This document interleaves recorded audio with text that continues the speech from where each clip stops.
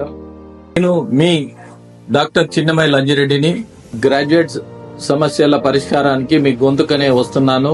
మీ మద్దతు నాకు అందించి నా అభ్యర్థిత్వాన్ని బలపరిచి మొదటి ప్రాధాన్యత ఓటు వేసి గెలిపించాలని ప్రార్థిస్తున్నాను. భారత్ మాతాకి జై.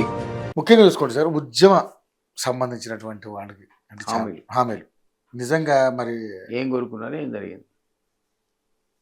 మంచి ఇష్యూ అది. గత ప్రభుత్వం ఉద్యమ హామీ అంటే గతంలో ఇలా జరగలేదని మేము చేస్తామని చెప్పారు వీళ్ళు. చెప్పాము. దాని మీద అధికారంలో లాభం కూడా జరిగింది. ఏం జరిగింది, ఏం చేస్తున్నారు క్లారిటీ లేదు కదా. అదే నిధులు నీళ్లు నియామకాల మీద అసలు తెలంగాణ ఉద్యమం స్టార్ట్ అయింది. అవును, నిధుల విషయంలో విపరీతమైన అప్పులు, మేము కూడా ఊహించినంత అప్పులు. ఇప్పుడు కూడా అప్పులు చేస్తే తప్ప బయటికి రానటువంటి పరిస్థితి. కాబట్టి అప్పులకు లిమిటెడ్ స్కోప్ తగ్గే నీళ్ళ సమస్య ఇంకా తీరలే కదా. నీళ్ళది అనేది ఇంకా మనకు ప్రాబ్లం అట్లే ఉంది. ఉభయ రాష్ట్రాల ఉన్నటువంటి గోదావరి కానీ కృష్ణ కానీ మీరు అదనపు ప్రాజెక్టులు కట్టాలంటే ఖచ్చితంగా అపెక్స్ బాడీకి మీరు అప్పీలు పెట్టుకోవాల్సింది. ఆ స్టేట్ ఒప్పుకోవాలి, ఈ స్టేట్ ఒప్పుకోవాలి, ఇద్దరు ఒప్పుకోకపోతే కేంద్రానికి అప్పీలు పెట్టుకోవాలి. ఆ కేంద్ర నిర్ణయం తీసుకోవాలి అపెక్స్ బాడీ. కాబట్టి స్టేల్ మేట్ ఏర్పడ్డది. ఏ కొత్త ప్రాజెక్టుకైనా ఒక్క టీఎంసీ అదనంగా మీ 2 నెలల మీద వాడుకోవడానికి స్టేల్ మేట్ ఏర్పడ్డది. అక్కడ ఒక స్టేల్ మేట్. నియామకాల విషయంలో మేము ఎంత 2 లక్షల ఉద్యోగాలు ఇచ్చినా ఇంకా 28 లక్షల మందిని మీరు ఏం చేస్తారు? ఈ 28 లక్షల ఉద్యోగాలు అనేది మీ క్వశ్చన్ మార్క్. అది సమాజంలో 28 లక్షల మంది యువకులు ఉద్యోగాలు లేకుండా తిరిగితే వాళ్ళు యాంటీ సోషల్ ఎలిమెంట్స్ అవుతారు. 28 లక్షలు వాళ్ళు సమాజానికి బర్డెన్ అవుతారు, తల్లిదండ్రులకు బర్డెన్ అవుతారు, అల్టిమేట్గా తల్లిదండ్రులకు బర్డెన్ అయ్యి సొసైటీకి బర్డెన్ అవుతారు. సో వాళ్ళ దిశగా మీరు ఈ స్కిల్ 1 ఇయర్ అయింది. మేము ఒక స్కిల్ యూనివర్సిటీని మేము అనౌన్స్ చేసాం. ఆ స్కిల్కి సంబంధించినటువంటి పెద్ద పెద్ద ప్రాజెక్ట్స్ అని కేంద్రం అనౌన్స్ చేస్తుంది. ఇంకా అవి ఒక స్ట్రీమ్ లైన్ కాలే, మన దగ్గరికి రాలే. ఈ 28 లక్షల గతంలో ఉన్న వాళ్ళకి మనం ట్రైనింగ్ ఇవ్వాలి. తర్వాత కొత్తగా బయటకు వస్తున్న వాళ్ళకి ఆ కరికులంలోనే మీరు సమాజానికి అవసరమైనటువంటి వృత్తులలో శిక్షణ తీసుకొని ఇస్తే తప్ప ఉత్త గ్రాడ్యుయేట్ అయ్యి ఉత్త ఇంజనీరింగ్ అయ్యి వాడు ఇంట్లో పడుకుంటే సొసైటీకి బర్డెన్ అవుతాడు. ఎందుకంటే మనం ప్రైవేట్ కంపెనీలో ఉద్యోగాల కోసమే చూడాలి కదా. ఈ ప్రైవేట్ కంపెనీలో ఉద్యోగాలు ఎవరికి ఇస్తారు? ఎవరికైతే స్కిల్ ఉందో వాడికే ఇస్తాడు. అక్కడ మీరు ఇతర రాష్ట్రాల వాళ్ళతో మీరు పోటీ పడగలగాలి. లేకపోతే వాడు ఓపెన్ ఇంటర్వ్యూ కండక్ట్ చేస్తాడు, దానికి రిజర్వేషన్ లేవు. ఓ చెన్నై వాడు రావచ్చు, బెంగళూరు వాడు రావచ్చు, ఒక బీహార్ వాడు రావచ్చు, ఢిల్లీ వాడు రావచ్చు. వాడికి ఉద్యోగం వస్తుంది తప్ప మనోడికి రాదు. మరి 10% మనోడికి వచ్చి 90% బయటోడికి వస్తే ఈ సమస్య మీరు ఎట్లా దీన్ని కంక్లూడ్ చేస్తారు? దీన్ని ఎట్లా అంటే కాబట్టి పెద్ద ఎత్తున స్కిల్ ఇంపార్ట్ చేయాల్సిన అవసరం. గతంలో గ్రాడ్యుయేట్స్ అయిన వాళ్ళకి మీరు స్కిల్ ఇవ్వాలి. కొత్తగా వచ్చేదానికి కరికులంలోనే శిక్షణ అన్నది ఎట్లా మీరు సమాజంలో ఏ ఉద్యోగానికి ఏ శిక్షణ అవసరం అది ఇచ్చుకుంటూ మీరు గ్రాడ్యుయేట్స్ను ఐటీఐ వీళ్ళను ఐఐటి వాళ్ళను తీసుకురాకపోతే వాళ్ళు మీకు పనికిరారు. అల్టిమేట్గా సొసైటీకి నష్టం జరుగుతుంది. ఈ విషయంలో మాలాంటి వాళ్ళు కూడా సుదీర్ఘకాలం పోరాటం చేశాము. సో ఒకవేళ గతంలో మా అలిగేషన్ టీఆర్ఎస్ ఫెయిల్ అయింది. ఇప్పుడు కాంగ్రెస్ కూడా 1 ఇయర్ దాటి నిజంగానే ఈ దిశగా రాబోయే 3-4 సంవత్సరాల లోపల సరైనటువంటి కార్యక్రమాలు చేపట్టకపోతే అది మా పార్టీ అయినా సరే మేము ఊరుకునే సమస్య లేదు. ఎవరైనా తెలంగాణ ఉద్యమకారులకు ఈ విషయంలో ఒక ఐక్యత ఉంది.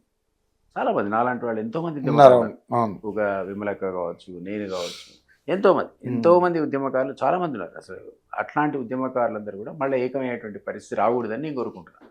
ఎందుకంటే సీరియస్గా మీరన్న నిధులు నీళ్లు నియామకాల సమస్య పరిష్కరించబడాలి. లేకపోతే ఉద్యమ ప్రయోజనం లేదు. అసలు తెలంగాణ కాన్సెప్ట్ అది తెలంగాణ ఏర్పడి కూడా లాభం లేని పరిస్థితి రాకూడదు. సో ఆ దిశగా నేను కోరుకుంటున్న పార్టీకి చెప్పే ప్రయత్నం కూడా చేస్తా. కొంత అంత ఫోకస్డ్గా ఆ ఏరియాస్ మీద పార్టీ పనిచేస్తున్నా నాకు అనిపించట్లేదు. కాబట్టి ఖచ్చితంగా మాలాంటి ఉద్యమకారులు ఉంటే మేమైతే మళ్ళా పోరాటం చేపడతాం. అదేమన్నా కానీ మీ జ్ఞాపకం ఒకప్పుడు నేను తెలంగాణ ఉద్యమం నేపథ్యంలో ఇంకా 2 నెలలకు ఎలక్షన్ దాన్ని ఏమంటారు తెలంగాణ అనౌన్స్ అయిద్దనంగా మేము R&D పార్టీ చీఫ్ ఉంటుంది. అప్పుడు ఏం పెట్టామంటే లక్ష్యం కోసం లక్ష్య సైన్యం అని పెట్టాము. లక్ష్యం కోసం లక్ష్య సైన్యం అని రిటైర్డ్ ఆర్మీ అధికారులతో రిక్రూట్మెంట్ మొదలుపెట్టాం. జిల్లాకు 1000 మంది రిక్రూట్ చేసాం. అప్పుడంతా పోలీస్ శాఖ గడగడలాడిపోయింది. ఏంది ఈ పిల్లలకు ఆర్మీ వాళ్ళు ఎందుకు, ఏం ట్రైనింగ్ ఇస్తారు, తుపాకులు ఇస్తారు ఆఖరికి కొట్లాడడానికి ఒక సంచలనం. అది లక్ష్యం కోసం లక్ష్య సైన్యం. అయితే ఇప్పుడు తుపాకుల సోలికి పోకుండా ఆ లక్ష్యానికి అవసరమైతే మళ్ళీ లక్ష్యాన్ని రిక్రూట్ చేసే ప్రయత్నం అది కావాలి కదా. పిల్లలు ఏం చేస్తారు? గాలి ఉండేవారు అసలు ట్రైనింగ్ ఇచ్చి ఇది నువ్వు చేయాల్సింది సమాజాని కోసం ఇట్లా చేయాలి, లేదా నీ సొంత కంపెనీ ఇట్లా పెట్టుకోవాలి, లేదు ఎలక్షన్స్ నిలబడదలుచుకుంటే ఈ పద్ధతిలో చేయాలనేటువంటి ఒక అల్టిమేట్ ఒక ఆబ్జెక్టివ్తో మేము ఆ విధమైన శిక్షణ ఇచ్చేటువంటి ఆలోచనలు ఉన్నాం. మండల లక్ష్యం కోసం లక్ష్య సైన్యం ఏర్పాటు చేస్తే తప్ప ఆ అంబిషన్ అనేది పూర్తి కాదేమని ఒక ఆలోచన. ఇంకా చాలామంది ఉద్యమ సహచరులతో మాట్లాడాల్సిన అవసరం ఉంది. బట్ నేను ఆ దిశగా అయితే ఆలోచిస్తున్నాను. కానీ మరి ఇప్పుడు ఉద్యమకారులకి న్యాయం విషయంలో అంటే వాళ్ళకి 250 గజాలు ఇస్తాను రాలే కదా ఇంకా. అదే కదా ఇప్పుడు మీకు అసంపూర్తిగా ఉన్నటువంటి హామీలు అదొకటి. మరి ఏమన్నా అంటే అప్లికేషన్ తీసుకున్నాం, పాపం సార్ తీసుకుని ఎఫ్ఐఆర్ నెంబర్ రాయమన్నాం, ఒకటి రాసి ఇప్పుడు 250 గజాలు పెట్టుకునే. ఇప్పుడు నాకు అవసరం లేదు, ఉద్యమకారుడే నాకు అవసరం లేదు 250 గజాలు ఇచ్చినా తీసుకున్నాను. ఆ అప్లికేషన్ నేను రాసా, నాకు ఈ ప్లాట్ వద్దు, నాకు అవసరం లేదు, కానీ నాకు సర్టిఫికేట్ ఇవ్వండి అన్న. ఏమని? నేను ఉద్యమంలో పార్టిసిపేట్ చేశాను, నాకు ఒక ప్రైడ్, గుర్తింపు, నాకు గుర్తింపు. తెలంగాణ ఉద్యమకారుడు పలానా ఇయర్ నుంచి పోరాడాడని ఇస్తే నాకు చాలు.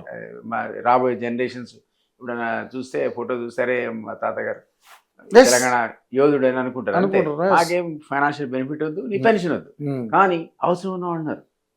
మొత్తం ఉద్యోగాలు వదులుకొని పాపం ఆస్తులు అమ్ముకొని చాలా జీవితాలు నాశనం అయిన మరి వాళ్ళకైతే మనం ఇవ్వాలి కదా. సో అసంపూర్తిగా ఉన్న హామీల్లో అదొకటి. సో దాని మీద కూడా మేము డెఫినెట్గా ప్రెషర్ పెట్టే ఆలోచన ఉన్నాం. ఓకే.